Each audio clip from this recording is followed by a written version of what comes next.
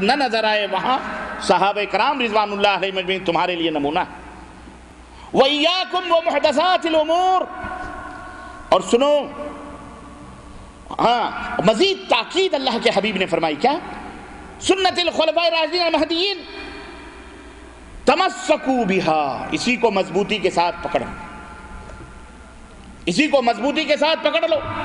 وَعَضُّوا عَلَيْهَا بِالنَّوَاجِذِ، اتنی مضبوطی کے ساتھ کہ اپنے جس طرح رسی کو داڑھوں سے مضبوطی سے پکڑا جاتا ہے، اسی طرح اس ہدایت کی بات کو مضبوطی کے ساتھ پکڑو، لازم پکڑو اس کو۔ اللہ کے نبی نے شدت کے ساتھ، کیوں؟ ان الشیطان لکم عدو مبین، شیطان تمہارے پیچھے لگا ہوا رگوں میں دوڑ رہا ہے، اس کی ہمیشہ یہ کوشش ہوتی ہے وہ تمہیں کسی طرح گمراہ کر دے۔ لیکن جب تم یہ کہو گے نہیں مجھے حدیث دکھاؤ، اس طرح کا عقیدہ صحابہ کا تھا، مجھے بتلاؤ، مولانا صاحب، شیخ الحدیث صاحب، مفتی صاحب اس طرح کا تھا، بتاؤ ہم کو، پھر ہم تسلیم کریں گے، ورنہ ہم ماننے والے نہیں۔ وَإِيَّاكُمْ وَمُحْدَثَاتِ الْأُمُورِ، اور خبردار خبردار، سننا، خبردار خبردار، میرے لائے ہوئی شریعت میں کسی نئی بات کو ایجاد نہ کرنا۔ فَإِنَّ كُلَّ مُحْدَثَةٍ بِدْعَةٍ، اس لیے کہ میرے حکم میں، میری شریعت میں تقرب الی اللہ کے لیے اجر و ثواب کی نیت سے کسی نئی بات کا اضافہ کرنا، ایجاد کرنا، یہ بدعت ہے۔ وَكُلُّ بِدْعَةٍ ضَلَالَةٍ، اور ہر بدعت گمراہی ہے۔ وفی روایت وَكُلُّ ضَلَالَةٍ فِي النَّارِ، اور ہر گمراہی جہنم میں پہنچانے والی۔ یہ اللہ کے حبیب صلی اللہ علیہ وسلم نے واضح طور پر، اس سے پتہ چلتا ہے کہ قرآن کو، حدیث کو کیسے سمجھا جائے۔ یہ منہج بتایا اللہ کے نبی نے۔ یہ کیا بتلایا؟ منہج، طریقہ سمجھ کا۔ تو اے دنیا کے لوگوں، گواہ رہنا، ہمارا پیغام، ہماری دعوت اپنے منمانی قرآن اور حدیث کو سمجھنا نہیں۔ لعنت ہو جھوٹ بولنے والوں پر، اتہامات لگانے والوں پر، جو تہمتیں لگاتے ہیں کہ یہ اپنے مزاج سے، اپنی طبیعتوں سے قرآن حدیث کو سمجھتے ہیں۔ اور میں آپ کو، دل زخمی ہے، میں آپ کو کیا کیا مثالیں دوں۔ مفتی ہیں دارالعلوموں کے، کیسٹیں میرے پاس موجود ہیں، اور شاید میں نے ان کی آوازوں میں کیسٹیں بھر بھر کے 5 کیسٹیں بنائی ہیں۔ میں نے کچھ کہا نہیں ہے، ان کی آوازیں سنوائی ہیں، تاکہ آپ بھی عبرت لو، نصیحت لو، اور ان کو بھی میں نے وارننگ دی ہے کہ دیکھو یہ آپ کی آواز ہے، یہ ریکارڈ ہے، قیامت کے دن اس کا جواب دینا پڑے گا۔ مفتی ہیں، الزام لگاتے ہیں، تہمت لگاتے ہیں، استغفر اللہ، بے صفے بے سر پیر کی باتیں، تھپڑاخیں، بلبلا ہٹیں، میری کیسٹ کے یہ نام ہیں، کڑوا ہٹیں، ان کا نام میں نے یہی دیا ہوا ہے۔ یہ تقریباً 5 ہیں، میرا خیال ہے بہت سارے لوگ سن بھی چکے ہوں گے۔ میں نے ان میں ان حضرات کی، بڑے بڑے چوٹی کے، ہمارے ملک کے علماء کہلاتے ہیں، یہ گفتگو ایک بچے سے بھی بدتر گفتگو، اور یہ بات ہو سکتا ہے ان کے ماننے والوں کی سمجھ میں نہ آئے، لیکن ہماری سمجھ میں خوب آتی ہے، اور لوگوں کی سمجھ میں خوب آتی ہے۔ کہتے کیا ہیں کہ ایک اپنے آپ کو مثال، اللہ کی لعنت ہو جھوٹ بولنے والوں پر، بولو آمین۔ ایسے قرآن سے نہیں، حدیث سے نہیں بات کرتے، مثالیں گڑھتے ہیں الزام لگانے کے لیے۔ اور میں نے اپنی کیسٹ میں کہا ہے، مفتی صاحب اگر واقعی آپ اپنے ماں کی حقیقی اولاد ہیں تو آؤ، میں تمہارے ہاتھ میں قرآن نہیں رکھوں گا، جس کی لاٹھی اسی کے سر پہ، میری عادت ہے مارنے کی، میں اپنی لاٹھی نہیں استعمال کرتا۔ آؤ، صرف میں تمہیں ایک بات کہوں گا، تم یہ کہو کہ اگر یہ بات جو میں کہہ رہا ہوں کسی اہل حدیث نے کہی ہے، کی ہے، اور میں سچا ہوں اپنی بات میں، تو میری بیوی پر 3 طلاق۔ میں تمہیں پانی پلا کے ماروں گا نہیں، تڑپا تڑپا کے مارنے والا بندہ ہوں میں۔ لوگ تڑپتے ہیں میری باتوں سے، اللہ کی قسم تڑپتے ہیں. کیوں تڑپتے؟ اس لیے ہیں کہ علاج بڑا تیز ہوتا ہے میرا. میں اس زخم کو کاٹنے کی کوشش کرتا ہوں. اس کے اوپر مرہم نہیں، مرہم بعد میں. ڈاکٹر آپریشن کرتا ہے تو دوا ہوا کیا دیتا ہے؟ تاکہ لگا دیا خلاص، 2-4 گولیاں دیا، بولا سوکھ جائے گا، ختم ہو جائے گا، صحیح ہو جائے گا. وہ زیادہ دوا نہیں دیتے. یہاں کا تڑپنا تمہارا اچھا ہے. آج تک اس کا جواب نہیں آیا اور قیامت تک بھی نہیں آئے گا. کیا کہا؟ وہ بات سنو اور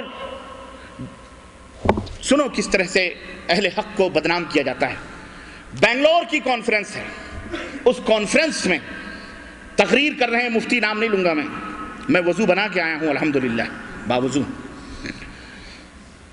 کیا کہا انہوں نے؟ کہا ایک اہل حدیث تھے اپنے آپ کو کہلانے والے، جماعت کھڑی ہے، مسجد میں گئے اور الگ سے نماز پڑھنے لگے. جماعت کھڑی ہے، الگ سے نماز پڑھ رہے ہیں. نماز ختم ہو گئی تو امام نے پوچھا کہ حضرت جماعت کھڑی تھی، آپ جماعت میں شریک ہو جاتے ہیں، آپ الگ کیوں نماز پڑھ رہے ہیں؟ بولے تم کو نہیں معلوم میں کون ہوں؟ میں کسی کی تقلید نہیں کرتا، میں نبی کی سنت کے اوپر عمل کرتا ہوں، حدیث پہ عمل کرتا ہوں، میں اہل حدیث ہوں. اچھا تو مطلب الگ پڑھنے کی کیا دلیل ہے آپ کے پاس؟ آپ کو نہیں پتا، آپ عالم ہیں، آپ کو نہیں معلوم الگ پڑھنے کی کیا دلیل ہے؟ اللہ تعالیٰ نے قرآن میں فرمایا ہے ان الصلاۃ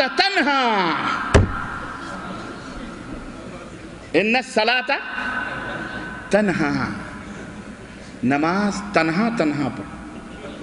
ہم نے کہا واہ بیٹا واہ، مفتی ہو نا، تمہارے لیے سب حلال ہے. کچھ دنوں پہلے اسٹار نیوز نے ایسے مفتیوں کے پول کھولے تھے، دیکھا تھا آپ نے؟ میں نے دیکھا ہے. اور نہ آئے تو یوٹیوب پہ جاؤ، انٹرنیٹ پہ. آج بھی کبھی کچھ دن پہلے میں اسے ہی ڈھونڈ رہا تھا دارالعلوم کے نام سے، تو مجھے وہ نقشے کیسے روپے لے رہے ہیں مفتی صاحب، اللہ کی قسم بتا، ہنس رہے ہیں کہے لگا کے نوٹ پا کے. فتوے بیچنے والے، نوٹوں کے اوپر ایمان بیچنے والے یہ مفتی دنیا کے اندر ذلیل ہوئے ہیں. اور آج بھی ان کی ذلتوں کے نشانات انٹرنیٹ پہ موجود ہیں، خبروں کے ساتھ موجود ہیں، کہے لگانے والوں کے ساتھ موجود ہیں. اے مسلمانوں، اس کے بعد بھی ان دجالوں کے چہرے، ان عیار اور ایمان فروش ملانوں کے بکاؤ مولویوں کے چہرے سامنے آ جانے کے بعد بھی اگر تمہارے سروں پر، تمہارے جسموں پر، جو کانوں پر نہ رہیں گے، تو تف ہے تمہاری عقلوں پر، اور تف ہے تمہاری ایمان پر، اور تف ہے تمہیں محمد الرسول اللہ کے اپنی نسبت کرنے.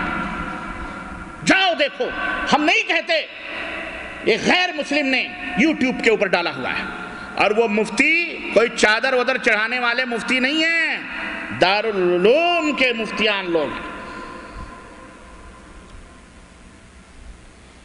سوچو، میں کہتا ہوں، میں نام دیکھو، ایک بات یاد رکھو، میں اس لیے اہل حدیث کہہ دیا. کسی کو چڑھ نہیں ہونی چاہیے کہ جناب علی یہ تو اہل حدیث نہیں. میں کسی جماعت کی طرف دعوت دینے والا نہیں ہوں. میں کہتا ہوں جماعت کا نام رکھ لینے سے آپ جنت میں نہیں جاؤ گے. نہ تمہیں قبر میں پوچھا جائے گا کہ تم اہل حدیث ہو کہ اہل خبیث ہو، نہیں پوچھا جائے گا، نہیں پوچھا جائے گا. اور تم اپنے آپ کو کہہ بھی دو میں اہل حدیث ہوں اور تمہارا ایمانی صحیح نہ ہو، تمہارا عملی صحیح نہ ہو، تو تم جنت میں کیسے جاؤ گے؟ ہم کہتے ہیں کہ تم قرآن اور حدیث کا اسی طرح عمل کرو، مانو جس طرح پیغمبر اسلام نے اپنے صحابہ کو منوایا اور صحابہ نے مانا. کعبے کے رب کی قسم ہے، تم اپنے آپ کو کچھ بھی نہ کہو، دنیا تمہیں نام دے دی. کیوں؟ نام رکھنے کا بڑا شوق ہے ہمارے لوگوں کو. اسی طرح سے ایک اور مثال اعلیٰ حضرت نے دی، مفتی صاحب نے کیا دی؟ ان الصلاۃ. میں کہتا ہوں کوئی ہمارا غیر پڑھا لکھا بیچارہ، یہ عام آدمی بھی اس قرآن کہتے ہیں کہ یہ ہے اپنے مزاج سے قرآن کو سمجھنے کا اور امام ابو حنیفہ رحمۃ اللہ علیہ کی تقلید نہ کرنے کا نتیجہ. قرآن سے اپنے منمانی مطلب نکالنا، تب اکیلے نماز پڑھ رہے ہیں، تنہا نماز پڑھ رہے ہیں، کیونکہ اللہ نے فرمایا ان الصلاۃ تنہا. استغفر اللہ. مفتی صاحب آپ کو شرم نہ آئی یہ الزام لگاتے ہیں؟ میں بھیجوں ایک انپڑھ گنوار کو بھی بیچارے کو، وہ بھی یہ معنی سمجھے گا، نکالے گا یہ قرآن سے؟ ایسا خبیث آدمی وہ مسلمان ہی نہیں ہو سکتا جو قرآن کی آیت سے اس طرح تحریفات کرے، چاہے کہ وہ اپنی نسبت اہل حدیث اور قرآن کی طرف کرے۔ اسی طرح سے مفتی صاحب نے ایک اور مثال دی، کہتے بدنام کرنے کے لیے صاحب تہمت، اور انشاءاللہ قیامت کا دن ہوگا اور ان محدثین کے نقش قدم پہ چلنے والوں کے ہاتھ ہوں گے اور ان مفتیان فتویٰ فروشوں کے گریبان ہوں گے انشاءاللہ۔ پھر کہاں جاؤ گے تم؟ یاد رکھو ہم پکڑیں گے انشاءاللہ سر محشر کہ اللہ یہ وہ دنیا فروش فتوے فروش مولوی تھے جو ہندوستان میں، پاکستان میں، بنگلہ دیش میں اور دنیا کے گوشوں میں تیرے دین کو بیچ کر، اپنے ایمان کو بیچ کر طوائفوں کی زندگی گزارتے تھے۔ ہم قال اللہ قال الرسول کی طرف دعوت دیتے تو ہمارے اوپر الزام لگاتے تھے، یہ ہمیں وہابی اور دہشت گرد اور کیا کہتے ہیں غیر مقلد لا مذہب اور بد مذہب کہہ کر کے امت والوں کو، بیچارے بھولے بھالے لوگوں کو ان کو گمراہ کرتے تھے، ہم سے نفرت دلاتے تھے۔ ہم کہیں گے انشاءاللہ، اور دنیا والوں تم سے بھی شکوہ ہے، تم سے بھی ہم کہتے ہیں ابھی خیریت ہے، ابھی وقت ہے، تندرستی ہے، سب کچھ ہے تمہارے پاس، اللہ کے لیے سدھر جاؤ۔ اے میرے نوجوان دوستوں، اے میرے بڈھوں بزرگوں، قبر میں پیر لٹکانے والوں، اے میری ماں بہنوں، ایک طالب علم کی درخواست ہے، آؤ اللہ کی قسم کوئی ایسا مسئلہ بتاؤ جو قرآن اور سنت کے خلاف ہو، صبح کا سورج بعد میں نکلے گا، توبہ ہم پہلے کریں گے انشاءاللہ تبارک تعالیٰ۔ ہم چیلنج سے بات دعوے سے کرتے ہیں، ہم کوئی لاگ لپیٹ نہیں، ہماری کیا بساط ہے، یہ ہمارے باپ کا دین ہے، اللہ اور اس کے رسول نے بھیجا، ہم جس طرح اللہ نے دیا، رسول نے دیا، صحابہ نے دیا، ہم اسی کو آپ کے ہینڈ اوور کر رہے ہیں، اور آپ سے درخواست کر رہے ہیں کہ اپنی آل اولاد کو ہینڈ اوور کرو، امت کے ہینڈ اوور کرو، بس اس میں اپنے مزاج سے نہ بناؤ۔ بات آئی کہ نہیں؟ اس منہج کو چھوڑنے کا نقصان کیا ہوا؟ یہ اس میں بدعت یہی آتی ہے، جب کبھی بھی یہ منہج جو میں نے آپ کو بتلایا ہے کہ قرآن اور سنت کو اس طرح سمجھو جس طرح صحابہ نے تابعین نے تبع تابعین نے، اس طرح سمجھو گے انشاءاللہ کبھی گمراہ نہیں ہوگے۔ اس کے چھوڑنے کے نتیجے میں بدعات نے جنم لیے۔ کس نے جنم لیے؟ مثال دوں میں آپ کو، آگے بڑھ۔ صحیح بخاری، آپ اپنے گاؤں اپنے شہر کے چوراہے پہ کھڑے ہیں، اسٹیج سجا ہوا ہے، ماشاء اللہ تبارک اللہ، چہرے پرنور بیٹھے ہوئے اسٹیج پر اور پگڑ اور عمامے باندھے ہوئے، اگربتیوں کی خوشبوئیں بکھری ہوئی، حضرت تقریر فرما رہے ہیں، اے لوگوں سنو، صحیح بخاری کی حدیث ہے، اللہ کے صحیح بخاری اصح الکتاب بعد کتاب اللہ، حالانکہ ان کا ایمان یہ نہیں ہے لیکن اپنی بات کو منوانے کے لیے وہ یہ ضرور پیش کرتے ہیں ان لوگوں کے سامنے جو مانتے ہیں کہ تاکہ تم پختہ یقین کر لو کہ ہم بخاری کا حوالہ دے رہے ہیں۔ کس کا حوالہ دے رہے ہیں؟ بخاری کا۔ سنو، صحیح بخاری کی روایت ہے، اللہ کے نبی اپنی سواری پر سوار ہو کر کے کسی قبرستان سے گزر رہے تھے، اونٹنی یا سواری بدکی، آپ نے فرمایا یہ دونوں کس کی قبریں ہیں؟ صحابہ نے فرمایا فلاں فلاں کی ہیں۔ آپ نے فرمایا ان دونوں کے اوپر عذاب ہو رہا ہے، اور کسی بڑے عمل کی وجہ سے عذاب نہیں ہو رہا، بلکہ بہت چھوٹی باتیں تھیں، یہ لوگ اس سے نہیں بچتے تھے۔ ایک شخص جو ہے پیشاب کے چھینٹوں سے نہیں بچتا تھا، اور دوسرا شخص چغلیاں کھاتا تھا، غیبتیں کرتا تھا، چغلی ایک دوسرے میں لگاتا تھا۔ ان دونوں کے اوپر اس کی وجہ سے عذاب ہو رہا ہے، ان دونوں کے اوپر اس کی وجہ سے عذاب ہو رہا ہے۔ اے میرے صحابہ،